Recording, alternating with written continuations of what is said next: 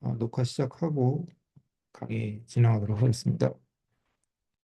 예, 안녕하세요.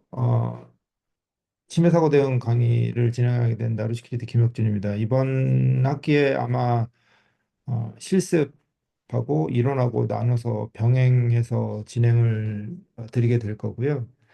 그리고 이제 한 달에 2시간은 그러니까 2주, 첫 주, 두 번째 주는 이론으로 진행을 하고요. 그다음에 간단한 실습 내용들 좀 보여드리는 내용들 진행하고, 그다음에 그 나중 2주, 그러니까 3주차하고 4주차는 실제 배틀필드 접속해서 여러분들이 그 관련된 문제들 풀고 하는 방식으로 진행을 하는 걸로 알고 계시면 될 것 같습니다. 그리고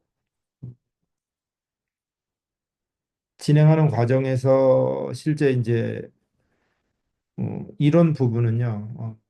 여러분들이 배틀필드에서 이제 단편적으로 다루는 내용들이 전체적으로 어떻게 연결되어 있고, 그 내용이 이제 이론적인 근간들을 다루기 때문에, 여러분들이 이 안에서도 개인적으로 관심이 있으시면 실제 별도로 분석을 해보시거나, 동일한 스킬들이 다 필요한데 그런 것들 잘라서 사용할 수 있기 때문에 향후에 치매 사고 대응 쪽에 관심이 있으신 분들, 또 혹은 데이터 분석, 나아가서는 AI 쪽 치매 사고 대응, 뭐 사이버반 AI 쪽에 관심이 있으신 분들은 관련해서 좀 더 공부를 하시면 나중에 예, 여러 가지 방면으로 도움이 되지 않을까. 뭐 직장을 구할 때나 아니면은 앞으로 사이버반 쪽이 AI 쪽으로 확장될 때 그분의 접점을 마련하거나 하는 방향에서 도움이 되지 않을까 이렇게 생각합니다. 강의 자료는 강의 끝나고 배포를 해 드릴 거고요. 실제 강의 중 2번 중에 한 번은 제가 어, 캠퍼스에 가서 강의를 할 생각이고, 그때는 가급적이면은 2시간 채워가지고 강의를 드릴 생각이고요. 원격에서 진행할 때는 대략 1시간 강의하고 1시간은 강의 시간대 주어진 문제들을 여러분들이 개인적으로 실습해 보시는 것, 그 다음에 배틀필드에서는 배틀필드로 실습하는 것, 이렇게 생각하시면 될 겁니다. 그래서 여러분들이 이 데이터를 분석할 때는 거의 그 로그 분석이 대부분의 경우고요. 사고 분석은 거의 로그 분석이 90% 이상 차지하게 되기 때문에 로그 분석이 대부분의 강의가 되고, 뭐 악성 코드 분석이나 이런 것들은 다른 쪽에서 다룰 수 있기 때문에 이번 사고에 대해서는 사고의 개요를 이해하고 공격이 어떻게 진행되는지, 또 이런 것들을 어떻게 인지할 수 있는지, 그다음에 식별된 문제, 전체 식별된 문제 중에서 문제 해결을 위해서 어떤 접근을 가져야 되는지에 대한 방법으로 진행하는 걸로 아시면 될 것 같습니다. 어, 오늘은 첫 시간이니까요. 전체적으로 그 진행의 얼개 어떻게 진행될 건지 알려드리고, 오늘은 뭐 분석 내용을 조금 보여드리지만 이거를 추가적으로 과제로 내지는 않을 텐데, 혹시 관심 있으신 분들은 관련 내용에 대해서 문의를 주시면 제가 분석을 할 수 있도록 데이터 방법들도, 획득 방법, 그다음에 분석하는 것들도 지원을 드릴 테니까 수업 중에 또 지원을 드릴게요. 그래서 끝나고 한번 진행해 보시면 좋을 것 같습니다. 실제 데이터 분석이라는 거는 익숙해지기 전까지는 성과를 내기 어려운 부분이 있어요. 그래서 여러분들이 데이터 분석에 대해서 익숙해지시는 게 굉장히 중요하고요. 또 익숙해지기 위해서는 다양한 문제들을 실제 접근하고 그것들을 여러분들 어, 개인의 어떤 생각에 의해서 풀거나 혹은 다른 사람, 경험 있는 사람의 지원을 통해서 문제를 풀어나가는 방식이 가장 효과적인 방식으로 보시면 되고요.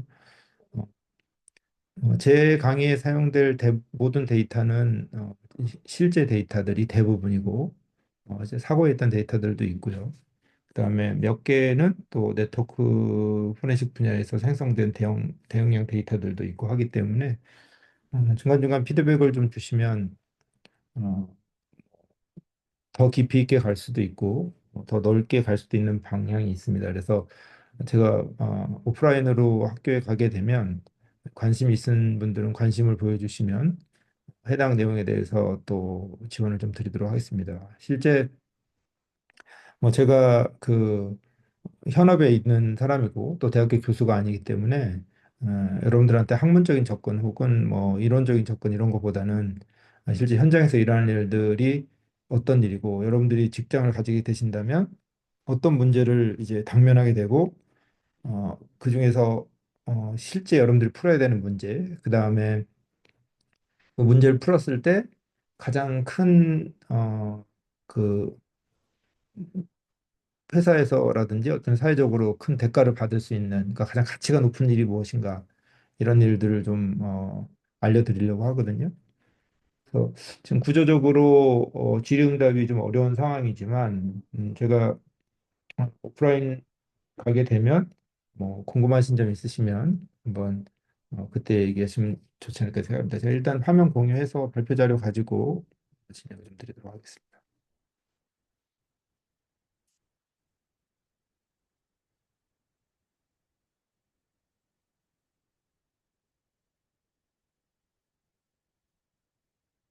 화면이 보이시나요? 지금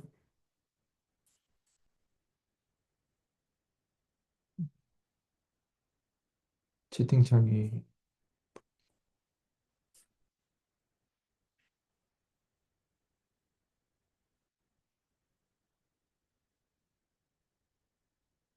화면 공유하고 있습니다. 아, 예. 그러면 관련해서 찍게요. 일단은 그 제가 누군지, 그 사람이 어떤 경험을 가졌는지 결국은 뭐 여러분들한테 사고 대행이라는 것을 알려줄 수 있는 사람은 사고 대행을 해본 사람일 겁니다.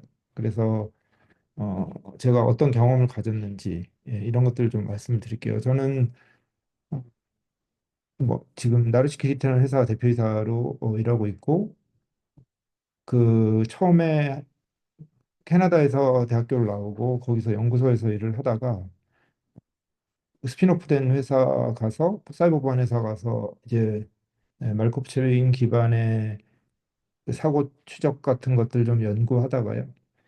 그다음에 한국인터넷진흥원 지금 이제 한국정보보진흥원 구 정보보호진흥원 지금 인터넷진흥원이죠. 그러니까 제가 입사한 거는 정보보호진흥원인데 침해사고 대응센터 연구원으로 일하면서 국내 뭐 디도스 사고라든지 여러 가지 이 사이버 보안 문제를 다뤄왔고요. 그 다음에 이제 회사 창업하면서 대략 뭐 연도로는 20년 이상 사이버 보안 업무를 계속 진행하고 있습니다. 그래서 뭐 분석한 건수는 뭐, 뭐 기백에서 기천 건 이상 되지 않을까. 이제서 완결한 건수는 뭐 몇백 건 정도 되겠죠. 그리고 제가 민가노동 조사단 1호부터 참여하고 있기 때문에 국내에서 발생한 주요 우리나라에서 이제 침해 사고가 났을 때 큰 사고들은 민간의 전문가들을 요청을 하거든요. 그래서 민간협동 조사관 조사단으로 1회 일어났던 KT 개인정보 탈취 사고부터 가장 최근에 22년에 일어났던 LG 플러스 사고까지 참여해서 실제 분석을 최종 분석까지 진행했던 경험이 있고요. 그 이외에도 경찰청 자문위원 하면서 현재도 뭐 경찰하고 안보수사과 관련된 쪽하고 해서 북한 관련 해킹도 실제 활발히 분석하고 있고 방첩사령부 자문위원 하면서 또 관련된 방산업체 침해 사고도 분석하고 올해만 해도 벌써 3월밖에 안 됐는데도 식별된 건이 이제 꽤 될 정도로 아주 심각한 문제거든요. 결국은 이제 직업적으로 보면 다 기회라고 볼 수 있겠죠. 그다음에 사이버 사령부 초창기에 자문위원으로 참여해서 현재 뭐 전 자문위원이지만 현재까지 같이 일하면서 국내에서 유일하게 사이버 사령부의 사이버 보안 인텔리전스를 저희가 공급하고 있고 산업기술보호 국가정보원이나 뭐 이런 쪽하고 일하면서 뭐 산업기술보호 쪽에서도 여러 가지 성과가 있었습니다. 그리고 현재 성균대학교에서 겸임교수 과학사과 겸임교수 하고 있고요. 그다음에 뭐 연구 활동이라든지 이런 곳의 자문위원들, 기획위원들 이런 업무 하고 있습니다. 그래서 이 중에서 의미가 있는 거는 이제 사이버 보안이라는 거는 이제 실제 이제 맞대응의 학문입니다. 이게 무슨 말이냐면 생각한 대로 되는 게 아니거든요. 내가 한 수를 두면 상대방도 거기에 또 해당하는 한 수를 두기 때문에 내가 생각한 대로 뭐 연구만 해서 이루어질 수 있는 부분이 아닙니다. 그래서 항상 이런 맞대응의 분야에 있어서 공격자를 어떻게 다룰 것인가 하는 내용이 필요하기 때문에 실무적인 지식이 반드시 필요하고요. 무엇을 상상하든지 간에 그 상상하지 못했던 것들이 사고를 내게 되고 그게 결국은 이제 최근에 키워드로 회자되고 있는 제로 트러스트까지 오게 된 이런 내용들이 있는데 이런 부분도 저희가 강의를 진행하면서 여러분들이 어느 정도 침해 사고 대응이 무엇인가, 앞으로 해야 될 일이 무엇인가, 여태까지 잘 된 거는 뭐고 안 된 거는 뭐고 또 사람이 할 일은 뭐고 기계가 할 일은 뭐고 이런 것들을 좀 스스로 아실 수 있도록 또 진행을 할 거고 또 그러기 위해서는 결국은 여러분들이 이 진행하는 내용에 대해서 궁금증을 가지고 그 질문하는 게 되게 중요하거든요. 그래서 질문하게 되면 뭐 저는 이제 직업이 교수가 아니니까 알면 안다, 모르면 모른다 이렇게 말씀드릴 수 있어요. 그래서 교수가 이렇게 얘기하는 게 아니라 교수님들은 이제 연구할 것도 많고 또 생각해 볼 것도 많겠지만 뭐 여기는 이제 뭐 연구할 거나 생각해 보는 게 아니라 그냥 알고 모르게 문제들이기 때문에 훨씬 더 명쾌하게 좀 말씀드릴 수 있지 않을까. 그리고 뭐 여러분들 중에 대부분은 학교에 남기보다는 현업으로 가서 어떻게든 이제 사이버반 업무를 진행하게 되실 걸로 생각이 되거든요. 그렇다면은 실제 조금이라도 여러분들의 일에 도움이 되는 일들이 이제 제공하는 게 좋겠다 이렇게 생각을 하고 있습니다. 그래서 이번은 일종의 사이버 보안 실전 과정이라고 보시면 돼요. 그래서 뭐 만들어진 케이스나 이론적인 부분들은 다루지 않을 거고요. 실제 사고 케이스, 사고가 난 것들 이런 것들을 실제 분석해서 현장에 바로 적용이 가능한 뭐 여러분들이 이제 열심히 한 사람은 이 과정이 끝나게 되면 그 정도까지 기술 함양이 어느 정도는 가능하지 않을까 이렇게 생각합니다. 왜냐하면 제가 성균관대학교의 과학사과 강의를 하고 있는데요. 벌써 4년 차 하고 있는데 여기 분들이 그 거기가 법대 밑에 있어서 온갖 분들이세요. 그래서 사실 분석 백그라운드가 거의 없는 분들인데 한 학기 수업을 하면 이제 곧잘 분석을 하시고 문제를 해결하거든요. 근데 여러분들은 일단 기술적인 백그라운드가 있는 분들이고 또 그런 학교 학과에 있기 때문에 조금만 좀 관심을 가지면 어떤 개인의 기술적인 능력을 향상시키고 향후에 입사를 위한 포트폴리오 구성에도 좋은 도움이 되지 않을까 이렇게 생각을 합니다. 자, 그럼 일단 뭐 저에 대해서 중요한 건 하나 경험이 있다. 국내에서는 누구보다 많은 사이버 보안 데이터를 분석했다. 뭐 굳이 특히 여러분들 뭐 기억할 만한 것들 하면 뭐 예를 들어서 빗썸 해킹 사고 분석이라든지 그다음에 뭐 나야나 인터넷 해킹 사고 분석 여러 가지들 그 소위 신문에 난 것들은 거의 그중에서 이제 민간에서 조사가 필요한 내용들은 거의 다 참여했다고 보시면 되기 때문에 그런 부분에 있어서는 이제 누구보다 좀 많은 어, 정확한 사실을 전달할 수 있을 거고 뭐 가끔은 이제 어떤 분들은 요즘 좀 많이 줄었지만 실제 뭐 북한이 해킹하나요 이런 얘기도 하시는 분들도 계신데 거기에 대해서도 데이터 기반으로 명시적인 어떤 답을 줄 수 있는 몇 안 되는 사람이 아닌가 이렇게 생각하거든요. 그래서 잘 활용하셔서 사이버반에 관심이 있으신 분들은 잘 활용하셔서 앞으로 여러분들 커리어를 어, 이제 만드는데 도움이 됐으면 좋겠습니다. 자, 우리가 이런 사이버보안 뭐든지 이제 시작할 때는 도메인 영역을 정의하고 그 영역에 이제 어떤 일이 일어나는지 아는 게 굉장히 중요하죠. 이거 이제 현실 뭐 시츄에이션 어웨어니스 이렇게 부르기도 하고 그다음에 상황 인지 이렇게도 부르기도 하는데 왜냐하면 결국은 이제 그 모든 문제는 마지막에 디테일로 풀리는데요. 그 디테일은 우리가 이제 전술적 대응이라고 부르죠. 예를 들어 뭐 적군이 쳐들어온다 그러면은 뭐 적군이 쳐들어오는 거 예를 들어 뭐 거란이 뭐 고구려를 쳐들어온다 이런 것들은 이제 전술 전략적인 어떤 방향성을 가지고 있는 거잖아요. 뭐 어떤 목적을 이루겠다. 근데 이제 그 목적을 달성하기 위해서 우리 입장에서 보는 것들은 이제 전술적인 대응이란 말이에요. 근데 이제 전술적인 대응은 환경의 영향을 받을 수밖에 없어요. 예를 들어서 뭐 항상 잘 아시는 뭐 강감찬 뭐 이런 여러 가지 보면은 뭐 물 이용한다든지 둑을 만든다든지 그런 어떤 지형지물적인 요소를 고려하지 않고서는 전술적인 승리를 이룰 수가 없습니다. 근데 그 전술적인 승리의 또 하나의 큰 축이 환경적인 부분과 그 다음에는 이제 공격자의 움직임에 대한 부분들, 어떤 무기를 가지고 있는가 이런 부분들, 그 무기를 어떻게 대응할 것인가 이런 것도 종합적으로 대응해야 되거든요. 그러니까 이제 뭐 일례로 그 여러 가지 전쟁사를 보면 사이버 보안도 이제는 전쟁이고요. 전 세계에서 100개가 넘는 나라들이 사이버 군을 가지고 있고요. 사이버 군이 하는 행위는 결국은 이제 해킹 행위, 전술적으로는 해킹 행위죠. 전략적으로 다른 목적 가지고 있을지 몰라도 다 동일합니다.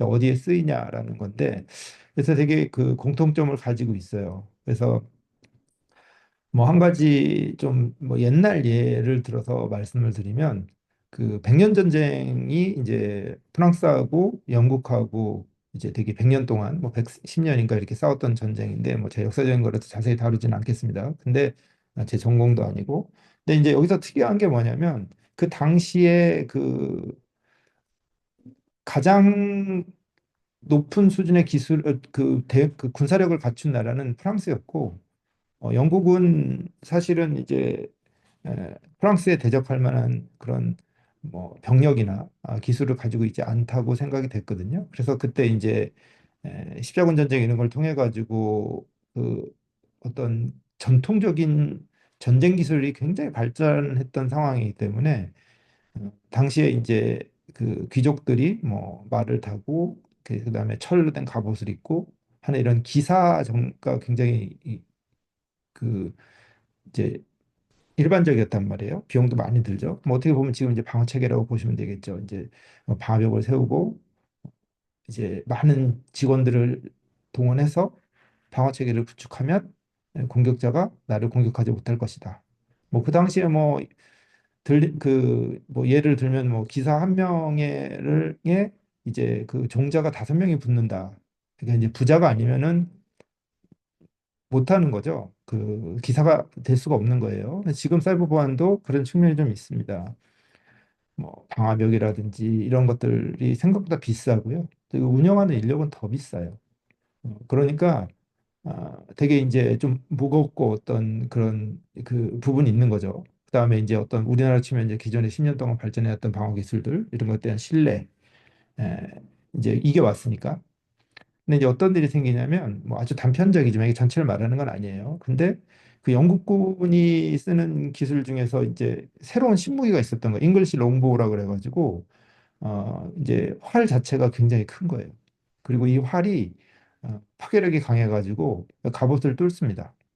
그러면 이제 우리가 상식적으로 생각했을 때는 이런 화살이 나타나면은 기존의 방어 체계를 변경해야 되는데 이제 그 당시 프랑스 기사들은 이런 걸 변경하는 걸 부끄럽게 생각했어요. 이거는 기사의 도가 아니다. 화살을 쏘는 건 비겁하다. 1대1로 싸워야지. 이렇게 생각하다가 화살 맞고 다 죽거든요. 그러니까 이제 이런 것들이 어떤 전술적인 기술 환경의 변화, 이거 항상 변화는 이제 무기의 변화하고 일어나는데 이 변화에 따라서 이제 적응하지 못하면 아주 치명적인 문제들이 일어난다는 거죠. 사이버도 마찬가지입니다. 왜냐하면 사이버 이전에 어떤 전쟁 같은 경우는 이제 강대강으로 힘으로 부딪히는 상황이기 때문에 병력이 있고 전선이 있고 물리적으로 이렇게 대치가 되는 상황이었는데 지금은 이제 사이버라는 걸 가지고 가장 우리의 은밀하고 깊은 곳을 해킹이 되면 사고가 나면 이제 가장 중요한 데이터들이 너무나 쉽게 넘어가 버리는 현상이 일어나거든요. 그러니까 이제 이게 전술이 바뀐 거죠. 전술이 바뀌는 거의 핵심적인 역할은 이제 무기가 바뀐 거고, 무기가 바뀐 것을 이제 구체적으로 얘기하면 사이버라는 영역이 새롭게 대두됐다 이렇게 보시면 됩니다. 그래서 이제는 그 기존의 어떤 기술의 영역을 떠나서 전술의 영역, 전술 운영하기 위해서 자원이 필요하죠. 자원이 필요하면은 결국은 누가 더 길고 어, 인내력 있게 공격 행위를 수행하는가에 따라서 승패가 결정되는 시기로 바뀌었어요. 그럼 이제 이런 것들이 그럼 이제 저 개인의 의견이냐 아니면은 실제 역사적으로도 이런 것들을 좀 증명할 수 있는가? 제가 항상 주장하는 게 여기서 앞에서 보시지만 데이터 센트릭, 데이터가 없으면 다 거짓말이죠. 그래서 심지어 제가 하는 말도 데이터가 없으면 다 거짓말이에요. 왜 거짓말이냐면 여러분들이 제가 한 말을 받아들일 때 여러분들 나름대로의 관점을 가지고 받아들이거든요. 그래서 100% 제가 생각하는 대로 입력이 안 돼요.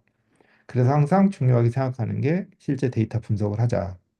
데이터 분석을 통하면 여러분들이 그 복기를 통해서 이제 어, 정확하게 인지할 수 있는 겁니다. 그래서 제가 말씀드린 건 가이드라인이지 이거 자체가 어떤 명백한 사실이나 진실을 얘기하는 건 아니에요. 이 명백한 사실과 진실의 부분은 여러분들의 손을 이용해서 실제 데이터를 분석함으로 해서 여러분들이 그걸 알게 되는 게 되게 중요하다.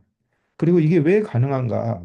왜냐하면 다른 분야에선 그렇지 않거든요. 뭐 예를 들어 경제학이라든지 철학, 법학 이런 데서는 이런 어프로치가 어렵습니다. 왜냐하면 항상 해석의 여지가 있기 때문에. 근데 이제 전 세계에는 5개의 전장이 있어요. 뭐 육해공, 그다음에 우주, 그다음에 사이버. 근데 이 중에서 인간이 만든 거는 사이버밖에 없습니다. 그 인간이 만들었다는 거는 이 규칙이 존재한다는 거예요. 다른 거는 이제 신의 섭리가 존재하기 때문에 물론 규칙이 있겠지만 우리가 그걸 다 헤아릴 수는 없어요. 모르는 부분이 항상 있는 거죠. 하지만 이 사이버는 사람이 만든 공간입니다. 그래서 여기는 명확한 프로토콜이라는 기준, 혹은 법칙을 통해서 모든 것들이 소통되고 그 법칙을 벗어난 행위는 일어나지 않아요. 그래서 사이버 공간에 기적은 존재하지 않는다. 그렇기 때문에 기술적인 내용을 파악을 통해서 여러분들이 실제 정확한 사실을 획득할 수 있는 유일한 분야라고 보실 수가 있습니다. 아주 매력적인 분야고요.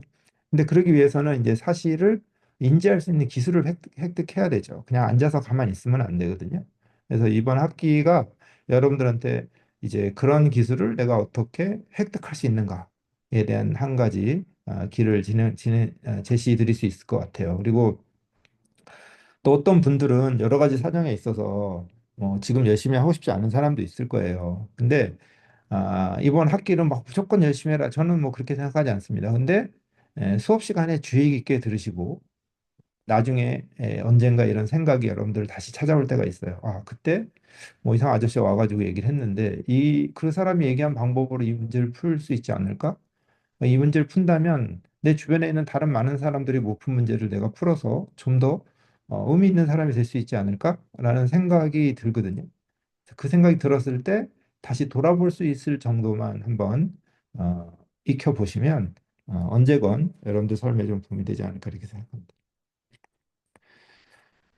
자, 요 내용은 이제 실제 일어났던 사고들 중에서 좀 의미가 있는 것들, 뭐 이거 제가 직접 다룬 것들도 많고, 를 전체적으로 좀 나타낸 그런 화면이에요. 제가 크게 만들어 보겠습니다.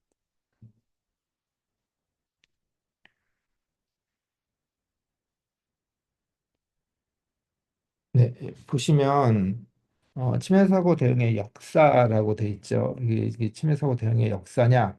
뭐 이거에 대해서는 의견이 있을 수 있겠지만 이제 왜 지금의 현상이 만들어졌는가를 나타내는 아주 중요한 그림으로 보시면 되고 뭐 지금 여기서 가져온 게 아니라 저 직접 이제 예, 구성한 건데 보시면은 이제 위쪽에 그 1988년에 이제 모리스 웜이라는 사고로 시작하는 라인이 있죠. 이 라인은 이제 ATT-NCK라는 상단 기점을 통해서 이제 아래로 내려가면서 실제 이벤트가 굉장히 많이 줄고 있고요.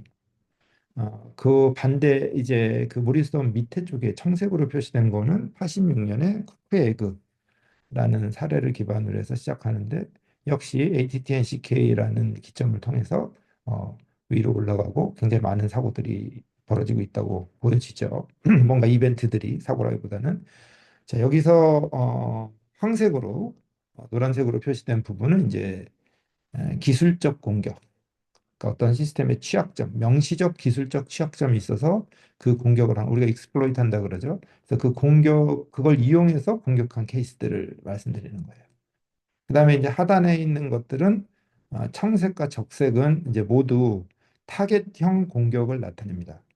타겟형 공격인데 그러면 이제 청색은 뭐냐, 적색은 뭐냐? 청색은 이제 미국에서 일어난 사건들이고 그다음에 적색은 대한민국에서 일어난 사건들인데 물론 미국에도 현재 더 많은 사건이 일어나고 있겠죠. 근데 이게 전체를 표시한 건 아니니까. 근데 제가 드리고 싶은 메시지는 뭐냐면 국내에서 엄청나게 많은 타겟형 사고들이 발생하고 있다. 이 사고들은 여러분들이 그 신문을 찾아보시면 다 나오는 사고다. 뭐 어떤 비밀이나 이런 게 아니라. 어, 그러면 이제 여기서 말씀드리고 싶은 건 뭐냐면 옛날에는요.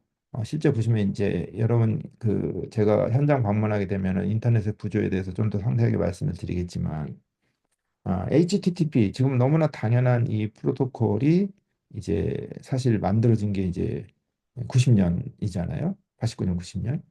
그러니까 실제 얼마 오랫동안 역사를 가진 건 아니에요. 근데 아주 초반에는 그렇기 때문에 어떤 시스템 만들 때 많은 취약점이 존재했습니다.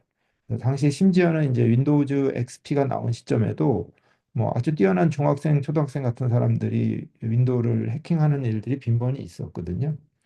근데 지금은 이제 윈도우즈가 버전으로 올라가면서 지금 최신 버전을 만약에 해킹한다면 뭐 10억 이상의 돈을 리워드로 받을 수 있는 그런 구조가 되어버렸어요. 이건 뭐냐면 그만큼 우리가 많은 노력을 들여서 기술적인 취약점을 제거해 왔다라는 거고요. 그렇기 때문에 이 기술적인 취약점을 악용하는 사고들은 현저하게 줄고 있죠. 그래서 뭐 여러분들 기억하실지 모르지만 이제 사이버 보안에 관심 있는 사람들은 뭐 로그포시엘 같은 것들이 일어나고 트블리도 일어나고 이런 것들이 이제 그나마 최근에 일어났던 어떤 기술적 취약점들이라고 보시면 되고요. 근데 이제 반면 타겟형 공격은 뭐냐? 타겟형 이제 그 취약점이 있는 건 뭐냐면 사람이 걸어가는데 어떤 집에 자물쇠가 열려 있는 거예요. 그래서 문을 열고 들어가서 뭐 좀도둑질을 한다든지 훔쳐본다든지 이런 게 이제 소위 취약점 기반의 공격이고요. 타겟형 공격은 뭐냐면 내가 반드시 가져가야 하는 데이터가 어디에 존재하는데 그 데이터를 가져가기 위해서 어, 목표가 명확한 거죠. 예를 들어 제가 조금 이따 보여드릴 인터파크 해킹 같은 경우에도 공격자는 그 이외에 다른 많은 곳들을 해킹할 수 있었음에도 불구하고 그 정도 기술이라면 인터파크를 특정해서 실제 엄청나게 많은 노력을 들여서 결국 공격을 성공시키거든요. 그 이유는 뭐냐? 그거는 인터파크를 해킹하는 명시적인 목적이 있었기 때문에 그렇습니다. 이런 명시적인 목적을 가진 공격들이 실제 여기 나와 있는 내용들이고 이 쿠쿠의 에그는 여러분들이 이제 아주 유명한 공격이고 미국의 로렌스 랩에서 이제 독일의 헤스라는 해커가 러시아의 사주를 받아가지고 미국의 많은 공공기관들을 해킹한 사례인데 지금도 이상한 사례들이 많이 벌어지고 있죠. 단지 환경이 바뀐 거죠. 그 당시에는 이제 모뎀 환경이고 전화선을 이용해서 인터넷고 이것만 다른데 여기 이제 인터넷에 클립이 있습니다. 그래서 혹시 관심 있으신 분들은 이 클립을 한번 보시면 도움이 좀 되지 않을까 이렇게 생각을 합니다. 실제 사이버 보안이라는 것 자체가 결국은 기술의 문제에서 시작해서 인간의 문제를 다루게 됩니다. 왜냐하면 최근엔 거의 스파이 같은 일들이 벌어지거든요. 어, 뭐 가장 놀라운 일들이 뭐가 있을까요? 여러분들 입장에서는 이제 놀라운 일들이 놀랍지 않을지 모르지만 이제 조금 이따 말씀드린 예전 사례들도 상당히 놀랍게 다가오는 일들이 많이 있습니다. 그래서 이런 부분들 여기 나와 있는 그림들이 적어도 여러분들이 사이버 보안 분야의 진심이라면 이 그림을 이해할 수 있어야 돼요. 그래서 이 그림에서 이제 위쪽에 나와 있는 건 이제 방어 체계의 변화입니다. 그래서 방어 체계가 처음에 이제 이 밑에 미국이 엄청나게 러시아에 공격을 당할 때 그 당시에 이제 나왔던 것이 다이아몬드 모델, 그 다음에 중국에 엄청나게 많은 데이터가 유출됐을 때 나온 게 사이버 킬체인. 그 다음 이제 이런 전술적인 어떤 간격을 좁히면서 실질적인 어떤 대응력에 대해서 집중하게 된 부분들. 이 앞에 있는 것들이 좀 선언적이라면 뒤에 있는 건 조금씩 좁히면서 문제를 해결하기 위한 구체적인 방안을 제시한 것이 ATT-NCK라고 보시면 되고요. 근데 ATT-NCK를 기점으로 해서 이제 방어 방법이 이제 많이 바뀌고 이 방법들을 많이 적용하는데 계속 문제가 나아지지 않는 거예요. 엄청나게 많은 돈을 투여하고 엄청나게 많은 인력들을 투여하는데 문제가 좋아지지 않더라. 그래서 그 원인이 뭔가 봤더니 요 밑에 나와 있는 페리미터 디펜스라고 해서 경계선 기반 방어 체계가 결국은 그 효용을 다 했다라는 얘기가 나오는데 실제 이 얘기를 시작한 거는 2013년에 이제 미국의 이제 포레스타라는 유명한 그 컨설팅 회사에 있던 킨더바그라는 사람이 이제 노모 추이 센터라는 말을 슬로건을 외치면서 선언적으로 얘기를 했는데 본인도 이게 어떤 미래의 스탠다드가 될지 몰랐을 거예요. 근데 이게 2021년에 22년에 결국은 미국 대통령이 이런 신기술을 미국에 전체에 적용하겠다 선언하고 국내도 이게 국내 보안 전략의 이제 그 원칙입니다. 그래서 제로 트러스트라는 게 생기게 되는데 여러분들이 이런 모든 일들이 그냥 일어난 게 아니다. 이 방어자와 공격자의 끊임없는 상호작용 속에서 어, 문제를 해결하기 위한 부단한 노력의 결과로 생긴 거라는 겁니다. 그래서 여러분들이 이런 변화들이 왜 일어났는지 이해하지 못하면 결국은 여러분도 어떤 시점에 도태되고 말겠죠. 마치 가장 빛나는 갑옷을 입은 프랑스의 기사들이 가장 허무하게 자신이 허물어졌던 것처럼 여러분들이 어떻게 생각하면 커리어의 정점에 이르고 모든 기술을 다 갖췄을 때 어떤 예측하지 못한 적의 전술적인 변화로 이 모든 것들이 한꺼번에 무너질 수 있다는 거예요. 그래서 이런 부분들을 음, 이제 한번 생각해 보시고 제가 발표 자료 나눠드리면 적어도 이 안에 있는 해킹에 대한 것들은 다 아셔야 됩니다.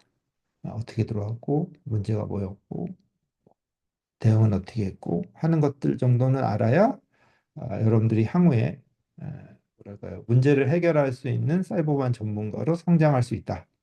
이렇게 말씀드릴 수 있습니다. 그래서 뭐 모든 사람이 다 알 필요는 없어요. 근데 여러분들이 사이버 보안 혹은 침해 사고 대응에 진심이시라면 이런 부분들을 한번 심각하게 생각해 보는 것이 좋다. 그리고 어떻게 보면 이게 여러분들의 삶을 바꿀 수 있는 여러 가지 정보를 제공한다라고 보시면 되겠습니다. 여기에 대해서는 이제 궁금한 점이 혹시 있으시면 제가 아직 어레인지는 안 했는데 다음 주에는 가능하면 그 오프라인 캠퍼스에 가서 여러분들 뵙고 한번 강의를 드리려고 그러거든요. 그러니까 그때 에, 이 내용 한번 보시고 질문하시면 그때 답변 드리도록 하겠습니다. 그러면 이제 사이버 대응의 프레임워크가 뭐가 있냐? 이게 사실 우리 큰 그림을 알아야 되는데 여기 보시면 위에 큰 그림이 있죠. 다이아몬드 모델, CKC, ATT, NCK. 이 모델이 있는데 이 모델이 과연 이제 무엇인지를 알아야 됩니다. 근데 이제 적어도 제가 볼 때는 여러분들은 이제 제일 작은 거 ATT, NCK 정도는 당연히 알고 있어야 되지 않을까. 여러분들이 대학교 2학년을 넘어섰는데 ATT, NCK 모른다면 이제 본인이 사이버 보안 분야에서 생존이 어려울 수 있다. 이렇게 생각하시면 돼요. 왜냐하면 이 바닥은 허세가 절반이기 때문에 키워드를 모르면 기술이 중요한 게 아니라 거의 뭐 허세로 하는 경우들도 있는데 이 허세의 근간에는 이제 키워드가 있죠. 그래서 키워드가 뭔지 몰라도 그 키워드를 아는 것만으로도 이제 뭐 어느 정도 말을 할 수 있기 때문에 이제 ATT&CK는 아마 아실 걸로 알고 사이버 킬체는 이제 뭐 이름이 좀 팬시하니까 들어보신 적이 있을 텐데 이게 조금 더 큰 개념입니다. 이거는 이제 락히드 마틴이 중국에 어이없이 모든 정보를 다 탈취당하고 당시 최고의 그 사이버 보안 전문가들이 이런 공격을 막기 위해서는 어떤 모델이 필요한가? 를 가지고 이제 구성한 게 사이버 킬체인 이게 2009년의 모델이고요. 근데 재밌는 건 뭐냐면 그 이전에 다이아몬드 모델이라고 있는데 이게 가장 덜 알려진 거예요. 혹시 여러분들 중에 이걸 아는 분이 계신다면 제가 다음 주에 커피 한 잔 이제 사겠습니다. 왜냐하면 굉장히 중요한 모델인데요. 아는 분이 거의 없어요. 왜냐하면 이걸 만든 사람들은 이제 여러분들 NSA 노 서치 에이전시라고 하죠. 원래는 이제 내셔널 시큐리티 에이전시인데 워낙 은밀하게 작업을 해서 NSA 거기에서 실제 가장 러시아의 공격을 가장 심도 있게 막던 시절에 도대체 이 공격을 우리가 어떻게 막을 수 있을 것인가? 라는 것에 대해서 이제 프레임워크를 구성할 때 가장 큰 그림을 그렸던 거고 아직까지도 어떻게 보면 굉장히 잘 적용되고 있는 모델이라고 보시면 됩니다. 이게 결국 상호 간의 관계를 정의하는데요. 여러분들이 여기에 있는 관계들을 잘 인지하시면 결국은 사이버 보안의 전체 시야, 사이버 보안 대응이죠. 침해 사고 대응에 사이버 보안은 아니고 침해 사고 대응에 전체 시야를 갖출 수가 있다. 근데 한 가지 뭐 제가 말씀드리고 싶은 거는 이 모든 문제는 침해 사고 대응을 위해서 만든 거예요. 취약점 점검이나 레드 팀이나 뭐 아무거 뭐 인증 뭐 DLP, DRM 다 이 궁극적인 목적은 침해 사고를 대응하기 위한 겁니다. 그래서 여러분들이 무슨 일을 하든지 간에 그것이 침해 사고 대응과 연결되지 않는다면 아무런 의미가 없어요. 뭐 예를 들어서 이제 최근 저희가 그 지원하고 있는 업체가 뭐 예를 들어 매출이 2천억인데 랜섬웨어 걸리면 그냥 바로 스톱입니다. 그럼 이제 피해가 뭐 엄청난 피해가 일어나는 거죠. 근데 그 피해가 일어난 이후에 뭐 이러니 저러니 얘기하는 거는 아무 의미가 없어요. 어떤 게 의미가 있냐? 이런 공격을 완전히 예방하지 못하지만 공격이 시작된 이후에 공격의 전이를 차단해서 공격이 비즈니스에 영향을 미치는 것을 막게 하는 것. 이게 최근 보안의 요점입니다. 예를 들어서 여러분들이 무균실에 살면은 사회생활을 못 하잖아요. 그러니까 이제 여러분들이 살다 보면 이제 감기 걸린단 말이에요. 근데 감기 걸린다고 해서 죽진 않는다는 거죠. 그럼 왜 죽질 않냐? 감기 걸리면 우리가 대응을 하거든요. 약을 먹거나 혹은 뭐 요양을 하거나 쉬거나 이런 걸 통해 갖고 이제 몸을 다시 되살리는 것처럼 사이버보안도 마찬가지다. 어떤 문제의 시작과 문제의 끝 사이에는 항상 대응 시간이 있습니다. 이 리타임이 있기 때문에 이 대응 시간을 어떻게 최대화하느냐, 그 과정에서 발생하는 일들을 어떻게 억제하느냐, 이게 이제 최근 보안의 가장 큰 이제 핵심 키워드로 보시면 되거든요. 그게 이제 소위 말하는 레질리언시, 회복성하고 닿아 있는 그런 문제라고 보시면 됩니다. 그래서 다이아몬드 모델 관련해서는 이제 인터넷에 가시면은 실제 요 만든 친구가 1시간 넘게 그 소개한 동영상이 있어요.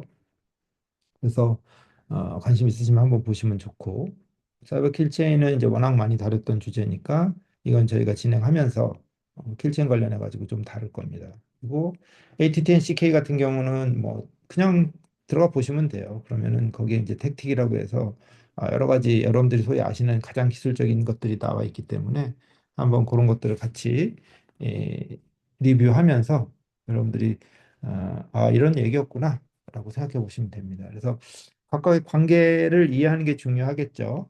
이제 여기서 adversary라고 하는 거는 이제 이 공격자, 우리가 보통은 이제 막 어태커 이렇게 표현하는데 그렇게 표현하지 않습니다. 해외에서는 이제 adversary라고 얘기해요. 왜냐하면 항상 공격만 하는 건 아니니까 우리 뭐 반대자라는 거거든요. 대응자. 그래서 아, 그 애드버서리가 있고 그러니까 이거 누구냐 뭐 우리나라 치면 이제 북한이라고 치시면 이제 북한이라는 조직이 항상 공격만 하는 건 아니거든요. 정보 수집도 하고 뭐 인프라도 만들고 뭐 여러 가지 행위를 엄청나게 많이 해요. 열심히 하거든요. 그러니까 이제 이게 집합적으로 이걸 이제 애드버서리라는 이름으로 이제 에, 가지고 있는 건데 이 왼쪽에 있는 이제 CTI라는 개념 사이버 트레이드 인텔리전스라고 해서 공격자가 어떤 인프라를 가지고 있는가는 이제 요거는 이제 위협 인텔리전스를 통해서 우리가 식별할 수 있습니다. 만약에 공격자가 사용하는 인프라를 우리가 식별할 수 있다면 그 인프라에서 와 연결된 모든 행위에 대해서 식별하고 제어할 수 있겠죠. 그래서 이제 굉장히 중요한 부분, 여태까지 가장 적게 다뤄졌던 부분인데 최근에 이제 국가 기반 공격자의 대두와 함께 가장 크게 이제 대두되고 있는 어떻게 보면 이제 가장 기회의 땅이다. 이 부분의 강자가 누구냐? 이 부분의 강자 이제 팔란티어죠. 그래서 이런 부분이 있고 뭐 연결돼 있습니다. 그리고 이제 애트리뷰션이라고 해서 공격자 이런 어떤 공격 그룹과 이 공격 그룹의 케이퍼빌리티라고 하면 이제 뭐 도구, 뭐 해킹 기술, 뭐 해킹 방법, 악성 코드 유형, 뭐 이런 것들이 이제 케이퍼빌리티, 이제 실질적인 어떤 사이버 전력을 수행할 수 있는 기술들을 말하는데, 이런 것들은 저희가 이제 애트리뷰션이라고 해가지고요. 이거는 뭐냐면 이제 공격자 프로파일 뭐 봤더니 뭐 이거는 북한이야. 뭐 이런 도구를 쓰는 거는 뭐 러시아야. 뭐 이런 방식으로 해킹하는 거는 중국이야. 이런 것들이 이제 애트리뷰션이고, 애트리뷰션은 기본적으로 IOC 데이터 분석 이런 것들을 통해서 이루어집니다. 그래서 이제 이 두 가지가 있고요. 그 다음에 이제 이런 기술들이 어떻게 움직이는가, 어떻게 연결됐는가를 통해서 알 수 있는 것들이 이제 이런 기술과 이제 인프라가 합쳐지면은 이제 전술이 되는 거죠. 왜냐하면 뭐 어떤 특정 인프라에서는 받을 수만 있고 어디는 보낼 수만 있고 또 어디는 계속 변하는 데고 어디는 변하지 않는 데고 이게 인프라의 특성이 있어요. 이 특성에 따라서 자기의 케이퍼빌리티를 이제 보여줘야 되거든요. 그러니까 아무렇게나 하지 못한다는 거예요. 내가 예를 들어서 스캔을 하는 IP가 있으면 스캔 케이퍼빌리티가 있는데 이 스캔 인프라는 반드시 적에게 노출되기 때문에 혹은 방어적에게 노출되기 때문에 주요 데이터를 넣어놓을 수가 없어요. 그리고 공격 원점과 연결되면 안 됩니다. 이런 것들이 이제 연결돼 있는 거고 결국 이 모든 것들이 뭐냐? 빅팀 소위 타겟 기관의 정보를 훔치거나 시스템을 정지시키거나 데이터를 파괴하거나 뭐 이런 부분에 사용되는 거죠. 그래서 이때 사용되는 기술을 가지고 사용하는 전술적인 기법이라든지 인프라와 연결된 이런 그 사이버 킬체인 같은 영역들, 조금 큰 영역들, 이런 영역들이 결국은 모여져서 빅팀에게 그 발현되는 걸로 보시면 됩니다. 그래서 이게 다이아몬드 모델과 킬체인과 ATT-NCK의 관계라고 보시면 돼요.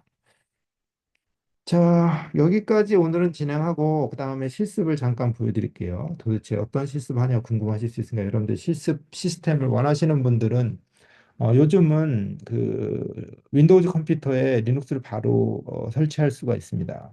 그래서 WSL이라고 그러죠. 윈도우즈 서브 시스템 리눅스를 바로 설치할 수가 있어서 강하게 권장드립니다. 여러분들이 데이터 분석을 하고 싶은 분들은 또 이 수업에서 의미 있는 분석을 하고 싶은 분들은 어, 뭐 맥북을 쓰거나 리눅스를 쓰시는 분들은 그걸로 그냥 환영이고요. 그렇지 않은 분들은 이제 WSL을 가지고 분석을 하면 되고 여러분들이 분석을 조금 더 실습 이외의 분석을 원할 때는 그런 부분도 좀 고려할 수 있으니까요. 그래서 한 가지 이제 말씀드리고 싶은 건 뭐냐?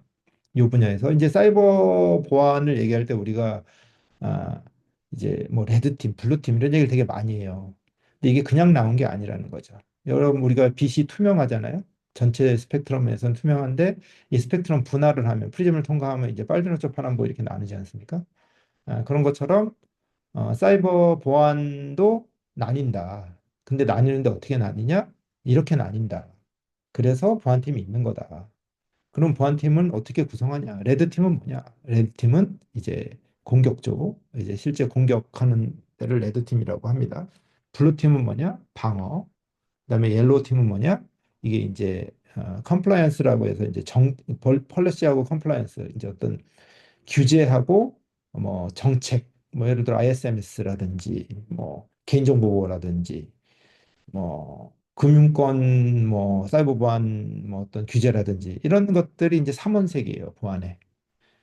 그래서 이 중에서 이제 공격자와 규제를 더하면은 이거는 이제 오렌지가 되는 거예요. 무슨 말이냐면은 공격자와 그 다음에 규제를 공격자의 기술을 가지고 규제에 관련해서 보는 게 이제 사이버 보안에 대한 훈련 혹은 인식 제거라는 거죠. 이렇게 공격이 들어오니까 이렇게 컴플라이언스를 적용하고 폴리시를 바꿔야 돼. 라고 하는 것이 이제 오렌지 팀이 되는 거고요.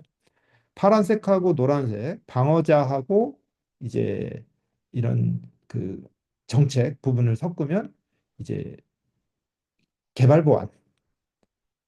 왜냐하면 이제 방어 측면에서는 이런 그 컴플라이언스 관련된 것들이 개발에서 나오는 것들을 이제 개발에서 나오는 여러 가지 취약점들 문제들 뭐 이런 것들을 이제 보는 것들이 소위 그린팀. 그래서 그린팀은 이제 개발 보안. 그다음에 이제 가장 날카롭고 화려한 게 이제 미국에서는 이제 NSA의 테일러드 억세스 팀이라고 해서 그 요번에 이제 그 미국에 나온 그 제로데이라는 미국 그 넷플릭스 드라마에도 이제 테일러드 억세스 팀에 대해 잠깐 언급이 나오는데 이제 미국 최고의 전문가들이거든요. NSA에서 가장 높은 연봉을 받는 팀인데 거기는 이제 방어자와 공격자의 기술을 합쳐서 퍼플. 그래서 이거는 이제 퍼플 팀은 뭐냐면 공격의 기술을 이용해서 이해해서 방어를 하는 거죠.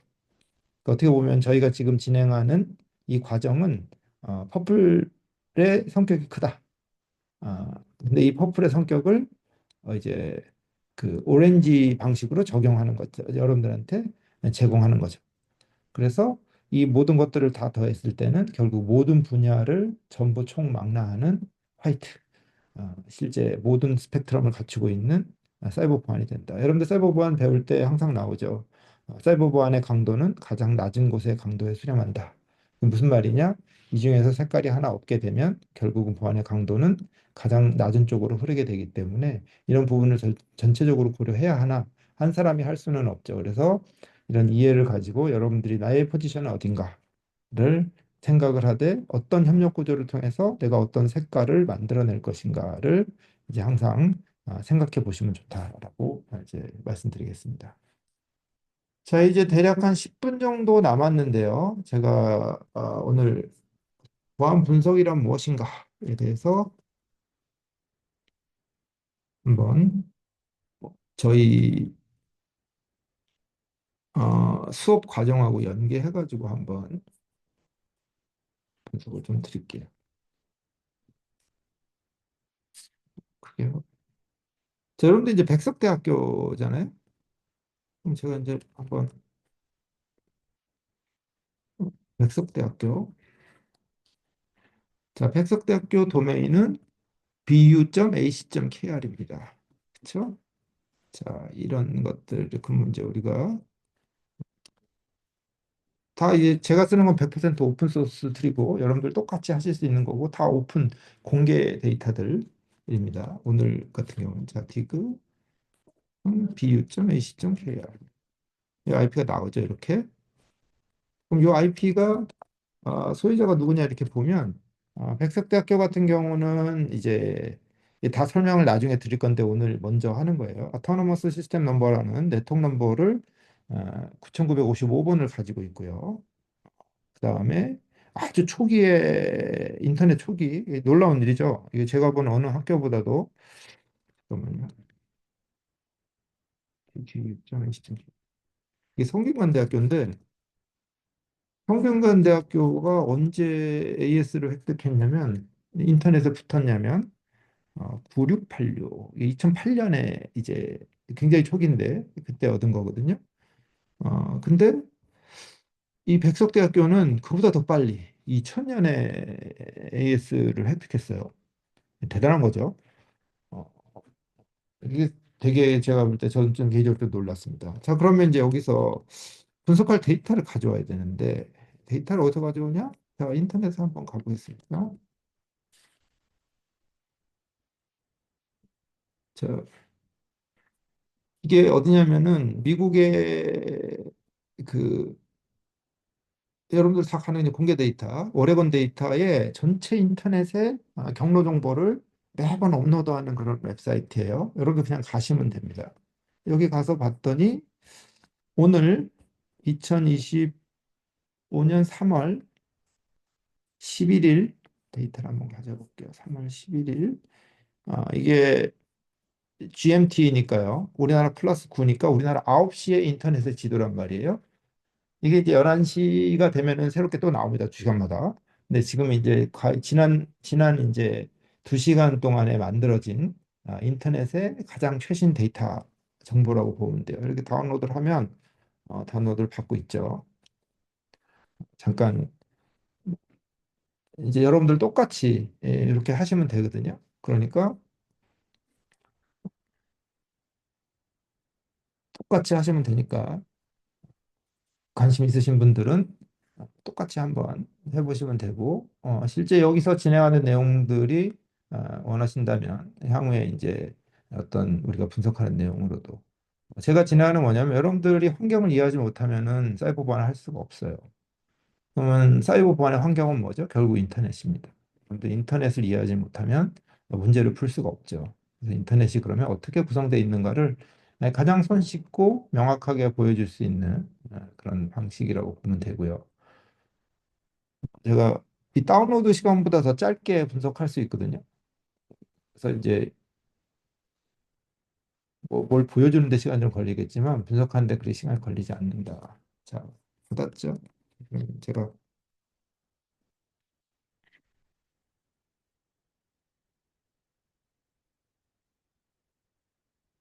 자, 크기가 뭐냐? 이게 그 압축 파일로 81메가 이거 풀면은 한 1기가 정도 됩니다. 그래서 어, 이게 프리 그러니까 무료 풀로 이렇게 열면 이렇게 데이터가 쭉 나와요. 그럼 저희가 라인 수가 몇 개 정도 되나요? 여러분들 뭐 데이터 많이 분석해 보셨다 해도 뭐 대략 뭐 100만 라인 이렇게 되면은 많다라고 얘기하시잖아요. 이게 이제 지난 2시간 동안의 인터넷의 라우팅 정보입니다. 일단 라우팅 정보 구성을 보시면은 타임스탬프, 그다음에 이제 실제 선언하는 프리픽스, 좀 이거 다 설명드릴 거예요. 이제 네트워크 주소죠. 그다음에 누가 얘기를 했는지, 시간, 그다음에 경로 정보, 이렇게 나오거든요.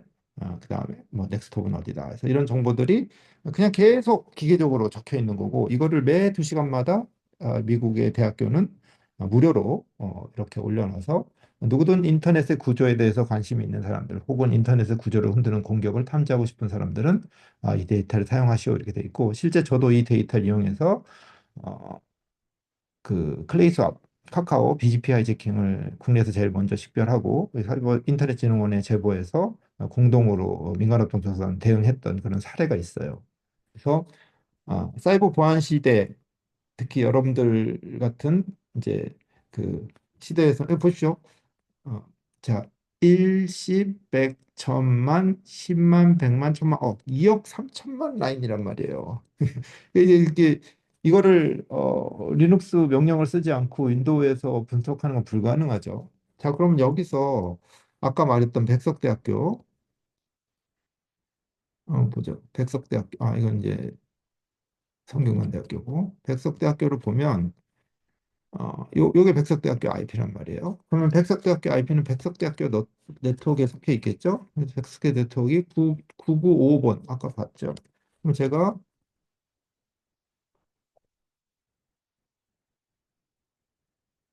오픈 소스 툴입니다. 요 번호 들어간 거. 그래서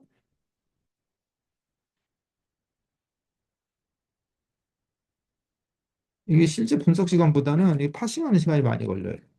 그래도 이게 2억 3천만 라인을 파싱한다고 생각해 보시면 일반적인 방법으로는 열을 한 달이 지나도 못하는 내용입니다. 근데 뭐 일반적으로 랩탑 컴퓨터 뭐 서버도 아니고 이걸 가지고 분석을 했을 경우에 1, 2분이면 이 답이 나오는 것 자체가 되게 놀라운 일이죠.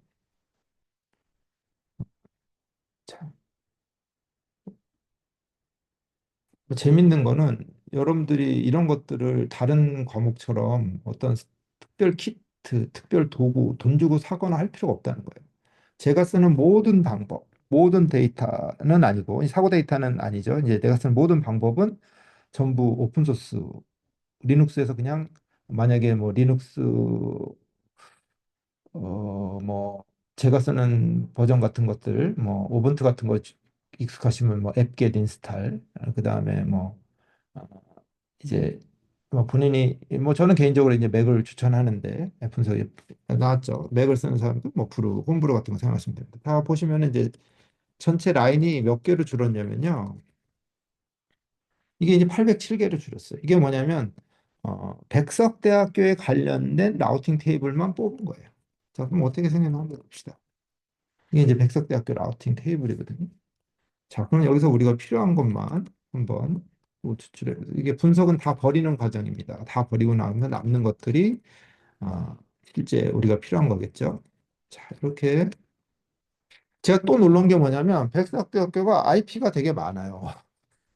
야, 이 놀라운 일이다. 백석대 왜 이렇게 IP가 많지? 이런 생각을 한번 했는데.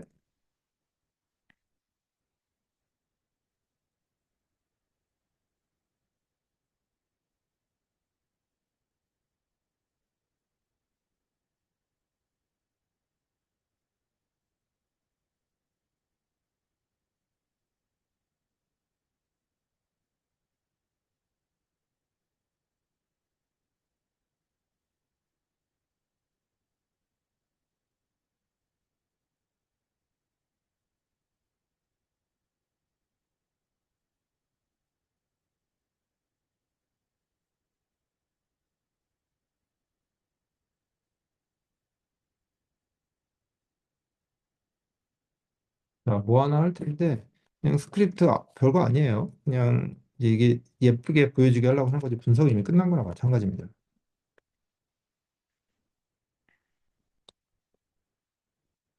자, 이렇게 나왔고요. 자, 그럼 제가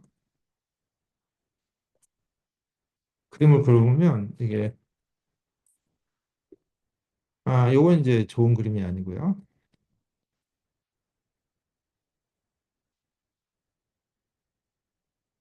요게 이제 백석대학교 인터넷에 어떻게 묶여 있냐라는 걸 나타내는 그림이거든요. 자, 보시면 어, 백석대학교 상단에는 두 개의 네트워크가 있습니다. 두 개의 네트워크 뭐냐? 아, 이 4766 KT하고요. 보시죠. 제가 한번 보세요. AS 여기 보시면은 이 두 번째 칸이 9955인 것만 찾으면 되잖아요. 여기서 봅시다. 자, 제가 뭐라 그럴까냐면 두 번째 게 AS 9955인 것만 프린트하세요. 이렇게 얘기하면 나오죠. 근데 뭐 3786하고 4766이잖아요.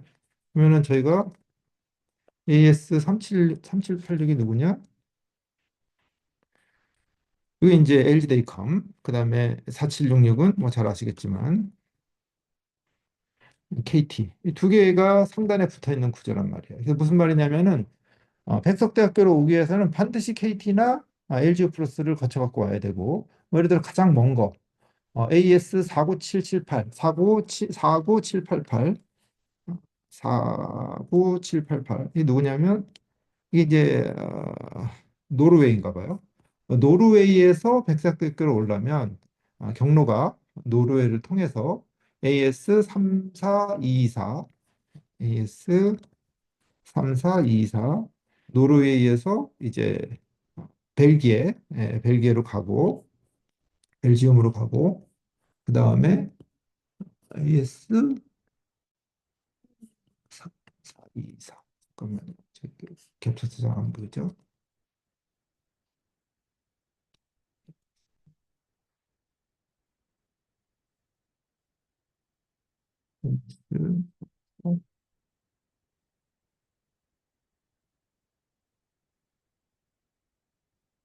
S6939 이건 미국 백본인 것 같네요. 예, 허리케인 백본으로 들어가서 이제 미국으로 오는 거고 이제 미국에서 이제 태평양 광케이블 타고 KT로 들어와 가지고 이게 이제 인터넷에 2시간 전에 지난 2시간 동안의 인터넷 지도를 우리가 다 식별하고 그릴 수가 있다. 그게 인터넷 자체에는 비밀이 없다. 이런 것들 이제 말씀드리는 거예요. 그래서 여러분들이 데이터를 다루게 되면 그동안 여러분들이 궁금해했던 모든 것들을 실질적으로 데이터를 획득해서 분석하고 문제를 풀 수 있고 그다음에 지금 저희가 가르치는 이 내용들은 거시적인 거기 때문에 실제 여러분들 배틀필드에 적용되지는 않지만 필요하다면 배틀필드와 더불어서 이런 분석도 진행할 수 있기 때문에 제일 중요한 건 여러분들이 참여하고 의견을 주는 겁니다. 여러분들이 참여하지 않고 의견 주지 않으시면 그냥 순서대로 하나하나 나갈 거고요. 여러분들이 참여하고 의견을 주시면 여기서는 무엇이든 다 다룰 수 있어요. 왜냐하면 무엇을 다루든 결국은 여러분들한테 영감을 주고 방향을 제시할 수 있는 게 중요한 거지. 여기서 배운 걸로 그것만 가지고 할 수 있는 일은 많지 않거든요. 그래서 그런 부분을 잘 생각해 보시고 다음 주에 우리가 서로 맨투맨으로 보게 되면 그때 한번 더 얘기를 나눠보면 될 것 같습니다. 그래서 오늘 수업은 여기까지 진행하는 걸로 하고요. 혹시 질문 있으신가요?